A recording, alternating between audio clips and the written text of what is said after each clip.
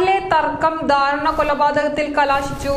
ചെന്നൈയിൽ ബാറിലുണ്ടായ വാക്കേറ്റത്തിന് പിന്നാലെ സ്കൂട്ടറിൽ സഞ്ചരിച്ച യുവതിയെ കാറിടിപ്പിച്ച് കൊലപ്പെടുത്തി.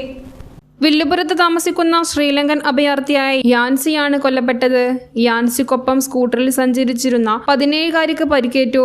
സംഭവത്തിൽ 3 പേരെ പോലീസ് അറസ്റ്റ് ചെയ്തു.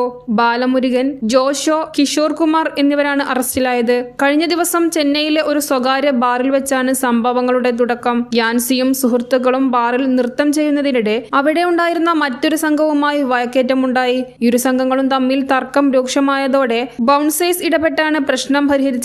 എന്നാൽ ബാറിൽ നിന്ന് പുറത്തിറങ്ങിയ ശേഷവും ഇരു സംഘങ്ങളും തമ്മിൽ വഴക്കേറ്റവും കയ്യാങ്കളിയും തുടർന്നു. ഇതോടെ ബൗൺസേഴ്സ് ഇടപെട്ട് ഇവരെ പറഞ്ഞുവിട്ടു. തുടർന്ന് 2 സംഘങ്ങളിലുള്ളവരും സ്ഥലത്തു നിന്ന് മടങ്ങി. യാൻസിയും സുഹൃത്തുക്കളും ഇരുചക്രവാഹനങ്ങളിലാണ് ബാറിൽ നിന്ന് മടങ്ങിയത്. എതിർ സംഘത്തിലുള്ള യുവാക്കൾ കാറിലായിരുന്നു യാത്ര. വയൽ വെച്ച് യാൻസിയും സുഹൃത്തുക്കളും യുവാക്കളും കാറ് കണ്ടു. പിന്നാലെ ഇവർ കാറിന് നേരെ കല്ലെറിഞ്ഞ് സ്കൂട്ടറിൽ കടന്നുകളഞ്ഞു.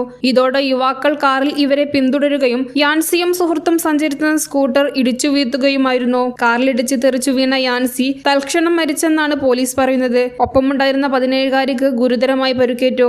ഈ പെൺകുട്ടിയെ പിന്നീട് ആശുപത്രിയിലേക്ക് മാറ്റി. News desk news 99. 35 വർഷത്തെ വിശ്വസ്ത പാരമ്പര്യവുമായി എന്നും എപ്പോഴും കൂടെയുണ്ടെന്ന വിശ്വാസം. Basith wedding mall, Basith arcade, Poonkottukulam, Tirur.